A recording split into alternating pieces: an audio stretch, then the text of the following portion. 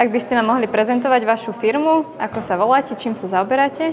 Spoločnosť je Foxconn Slovakia, zaoberáme sa elektrotechnickým priemyslom, alebo teda vyrábame spotrebnú elektrotechniku, predovšetkým LCD a OLED televízory, ale venujeme sa aj výrobe dosiek plošných spojov, ktoré sú ďalej používané, či už teda do tých televízorov, ktoré sa u nás montujú, alebo do automotív priemyslu pre rôznych iných dodávateľov.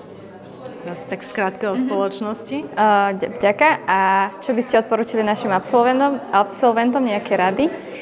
Ja som práve pred malou chvíľou dostala inak veľmi dobrý feedback na jedného vášho študenta, ktorý si u nás robí bakalárskú prácu, takže to ma celkom potešilo dnes. Takže ja by som im odkázala len, aby možno sa nebali aj oslovovať firmy a nebali sa vlastne vstúpiť do praxe, aby sa nebali načerpávať nové skúsenosti, nové vedomosti. A verím, že ich to posilní, či už v nejakom sebarozvoji alebo v ďalšom vzdelaní a dá im to viacej takej odvahy vstúpiť do života. Super, ďakujem pekne. Ďakujem.